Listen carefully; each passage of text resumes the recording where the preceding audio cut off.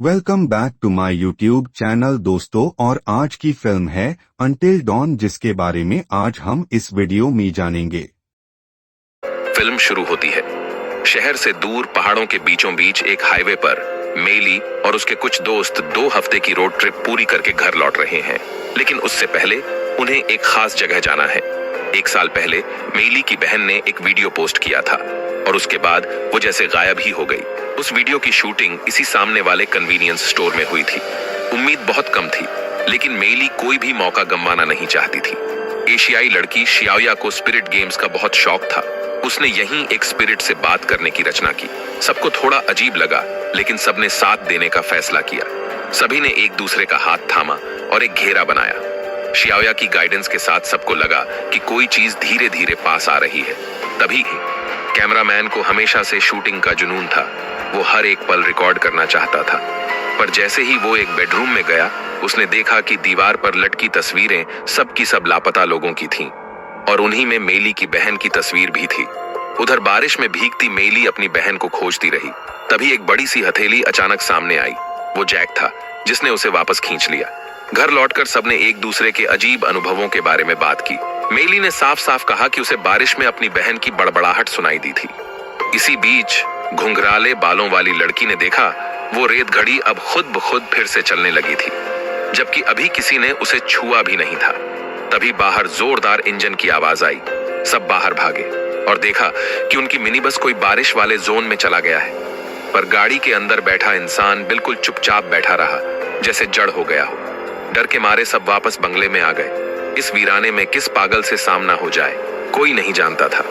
Mobile में signal नहीं था। तब मेली और कुछ दोस्तों ने तय किया कि किसी लैंडलाइन फोन की तलाश की जाए। मोबाइल की फ्लैशलाइट जलाकर वे नीचे बेसमेंट में उतरे, जहां जैक ने देखा कि चारों ओर की दीवारों पर खिड़कियां लगी हुई थीं। सब कैमरामैन और घुंघराले बालों वाली लड़की को अचानक दरवाजा बंद होने की जोरदार आवाज सुनाई दी। कैमरामैन उत्सुकता से जांचने गया, लेकिन देर तक वापस नहीं आया। घुंघराले बालों वाली लड़की को कुछ गड़बड़ लगी। वो धीरे धीरे चलते हुए कॉरिडोर पार करने लगी। तभी उसे सामने एक परछाई दिखाई दी। जैसे ही उसने लाइट ऑन की, कैमरामैन 2 टुकड़ों में कटा पड़ा था। नीचे मौजूद तीनों को भी कुछ आवाजें सुनाई दी। जब तक वो ऊपर पहुंचे, घुंघराले बालों वाली लड़की भी खून में लथपथ पड़ी थी। जैक ने सबको चेताया, एक नकाबपोश कातिल घर में घुस आया है। तीनों लोग तगी। जैक ने एक स्टूल उठाया और पूरी ताकत से जैक को चाकू घोंप दिया। जैक वहीं ढेर हो गया। शियाओया अलमारी में छिपी कांप रही थी। उसकी आंखों के सामने ही नकाबपोश धीरे धीरे दरवाजे के पास आ गया। उधर मेली, जो दरवाजे के पीछे छुपी थी, उसने हिम्मत बांधी, टेबल पर रखा चाकू उठाया और दौड़ पड़ी। पर नकाबपोश को जैसे दर्द का एहसास ही नहीं हुआ। मेली को समझ आ गया वो इसका मुकाबला नहीं कर सकती। वो तेजी से कमरे से बाहर भागी और अनजाने में जंगल की ओर दौड़ पड़ी। धुंध में उसे एक जानी पहचानी परछाई दिखी, पर वो कुछ समझ पाती इससे पहले ही उस शख्स के पेट में चाकू घोंप दिया गया और मेली की मौत के साथ ही बाकी बचे 5 लोगों का भी खात्मा हो गया। फिर अचानक जब उन्होंने पहली बार घर में कदम रखा था, पर इस बार उन्हें सब कुछ याद था, अपनी मौतें, हर एक पल। और सबसे डरावनी बात ये थी, उनकी तस्वीरें भी अब दीवार पर चिपकी हुई थी। अब तो सब पूरी तरह घबरा गए। क्या कोई अज्ञात शक्ति उन्हें यहाँ फंसा रही है? कैमरामैन ने कहा कि अब बस उसे गाड़ी लेकर यहाँ से भाग जाना है। लेकिन घुंघराले बालों वाली लड़की बोली, मामला इतना आसान नहीं है। उसे वो रजिस्टर याद आया जिसमें एक ही नाम की कई लाइनें थीं। मतलब उन सभी लोगों ने ये लूप कई बार झेला है। इसी वक्त बाहर से एक बार फिर जोर से दरवाजा पीटे जाने की आवाज आई। सब लोग धीरे धीरे आगे बढ़े तो देखा मुख्य दरवाजा अपने आप बार बार खुल और बंद हो रहा था। कैमरामैन और जैक ने मिलकर दरवाजा जबरदस्ती बंद कर दिया। उधर घुंघराले बालों वाली लड़की ने देखा रेत घड़ी फिर से चलने लगी थी। शियाओया का चेहरा डर से सफेद पड़ गया। वो एक स्पिरिचुअल सेंस वाली थी, दूसरों से ज्यादा कुछ महसूस कर सकती थी। उसे लग रहा था आज रात कुछ बहुत बुरा होने वाला है। उसके मुंह से ये बात निकली ही थी कि उसका शरीर खुद ब खुद मरोड़ने लगा। ऊपर लटकता बल्ब एक चीख के साथ फट गया और शियाओया पूरी की पूरी गायब हो गई। जब सबने मिलकर उसे ढूंढा तो देखा कि वो हवा में लटकी हुई थी। उसका चेहरा अजीब ढंग से सूखा और सपाट था, मानो कोई पुराना।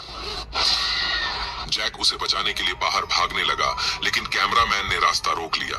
वो उसे रोकने की पूरी कोशिश करने लगा। मेली नहीं बच सकती, उसने कहा। अभी भागने का यही सही मौका है। पर जैक कुछ सुनने को तैयार नहीं था। वो सीधे दरवाजा खोलकर बाहर निकल गया। मेली के झोपड़े में होश में आ चुकी थी। चारों ओर अजीब अजीब मुखौटे टंगे थे। टीवी पर एक खदान धंसने की न्यूज चल रही थी और एक बूढ़ा आदमी सोफे पर बैठा हुआ था। मेली ने देखा वो बूढ़ा आदमी शायद सो गया था।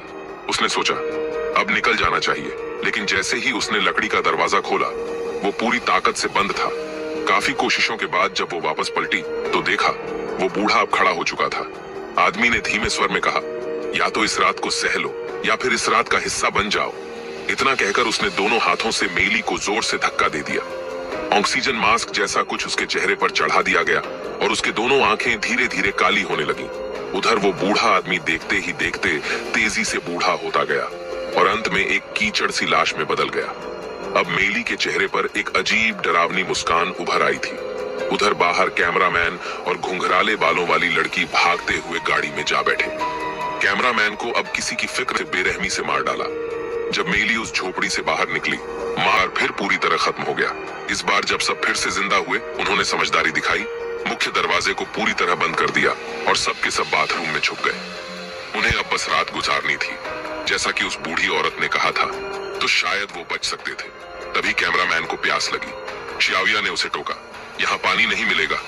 लेकिन जब उसने नल खोला तो उसमें से साफ पानी निकलने लगा। पूरे दिन न खाना मिला न पानी। तो जैसे ही उन्हें थोड़ी राहत मिली, सबने थोड़ी बहुत नल का पानी पी लिया। इसके बाद शुरू हुआ एक लंबा इंतजार। तभी अचानक कैमरामैन को जोर की खांसी आने लगी और अगले ही पल उसके मुंह से खून निकल पड़ा। खांसी और बढ़ती गई और फिर वो पूरा का पूरा फट पड़ा। हर तरफ चीख पुकार मच गई। घुंघराले बालों वाली लड़की ने अपने शरीर से खून साफ करने की कोशिश की, पर तभी वो भी फट पड़ी। अब सबको समझ आ गया, वो पानी झाड़ था। शियाविया का चेहरा पीला पड़ गया। वो तीसरी थी जिसने पानी पिया था और जैसे ही सबकी नजर उस पर गई, वो भी फट गई। मेली था वो हुआ। जो मेली जंगल में घसीटी गई थी वो अभी जिंदा थी। जैक वहां से गुजरते हुए उसे ढूंढ निकालता है। जैसे ही मेली खुद को फंदे से छुड़ाने लगती है, अंधेरे से एक भयानक राक्षस बाहर आ जाता है। जैक फुर्त कोई नहीं, उसकी अपनी छोटी बहन है। वो भागते हैं और एक पुराने बैरिकेड में छिप जाते हैं। मेली का दिल अब भी धक धक कर रहा था। कोई शक नहीं, इस बार भी वो असफल हो गए, क्योंकि अब तक तो उन्होंने उस मानसिक रोग विशेषज्ञ की शक्ल तक नहीं देखी थी। अब बाकी के 3 दोस्त मारे जा चुके थे। मेली ने तय कर लिया, उसे फिर से शुरुआत करनी ही होगी। वो एक टूटी हुई कांच की शीशे की टुकड़ी ढूंढती है और जैक से कहती है, खत्म कर दो मुझे। जैक भारी मन से उसकी बात मानता है, लेकिन तभी वो देखता है कि राक्षस करीब आ चुका है। वो झटपट बाहर भागता है। रास्ते में बारिश की कुछ बूंदें उसके मुंह में चली जाती हैं। अगले ही सेकंड वो फट पड़ता है एक खून के गुब्बारे की तरह। अब तो बारिश का पानी पीना भी जानलेवा हो गया है। एक बार फिर मरकर लौटे ये सब। इस बार सबके चेहरे पर सिर्फ डर नहीं था, समझदारी भी थी। अब भी कुछ जीवन बचा था। लेकिन तब कैमरामैन की पीठ पर एक उभार दिखाई देता है। सभी के चेहरे सख्त पड़ जाते हैं। मेली भागती है रजिस्टर की ओर। उसमें लिखा है, फोन में रिकॉर्ड है उनकी बाकी मौतें। कहीं किसी पैरासाइट का हमला तो कहीं एक भयानक डेथ गॉड सामने आता है। हर मौत अलग, दर्दनाक, भयावह। आखिरी फुटेज में दिखता है वो मानसिक रोग विशेषज्ञ।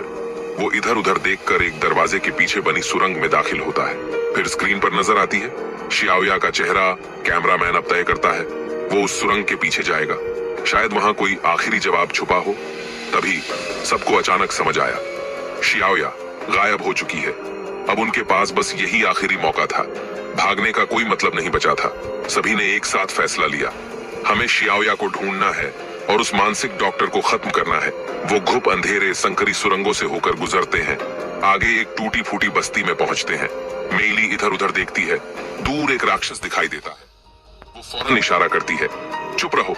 लेकिन तभी एक और राक्षस अचानक झपटता है। अचानक हर तरफ कोहराम मच जाता है। शोर सुनकर और भी राक्षस आने लगते हैं। सभी भागते हुए एक और सुरंग में घुसते हैं और बड़ी मुश्किल से एक भारी दरवाजा बंद कर पीछा छुड़ाते हैं। लेकिन तभी वो मास्क वाला कातिल एक टूटी हुई खिड़की से अंदर घुस आता है।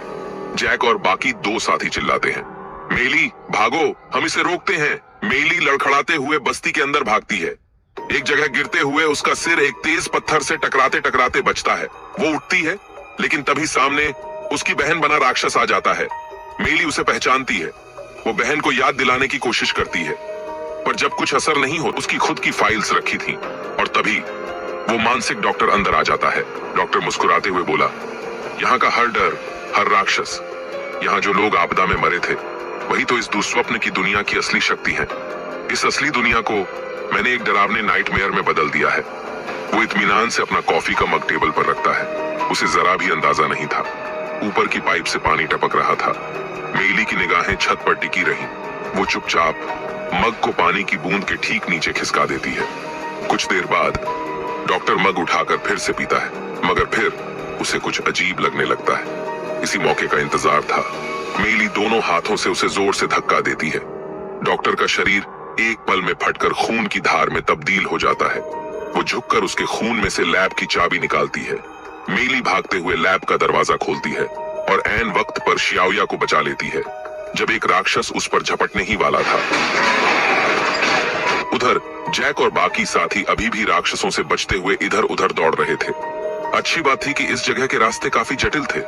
सबने अपनी जान लगाकर दौड़ लगाई और आखिरकार वो सब बाहर निकलने में सफल हो गए। इसी वक्त क्लॉक पर किलिंग टाइम का अंत हुआ और फिर सूरज की पहली किरण उनके चेहरे पर आ पड़ी। पहाड़ी रास्तों पर गिरी बारिश सूखने लगी थी। इसका मतलब था उनका दुस्वप्न अब टूट चुका है। सब थक कर एक साथ बैठ गए और गाड़ी में सवार होकर वहां से निकल गए। लेकिन किसी को पता नहीं था, जैसे ही वो उस जगह से निकले, उनकी परछाइयां एक बार फिर मॉनिटर स्क्रीन पर नजर आईं। तो दोस्तों, यही था इस अनलिमिटेड रेस्पॉन्स की जगह बेतरतीबी और जल्दीबाजी नजर आई। बिल्डअप बहुत था, लेकिन पंच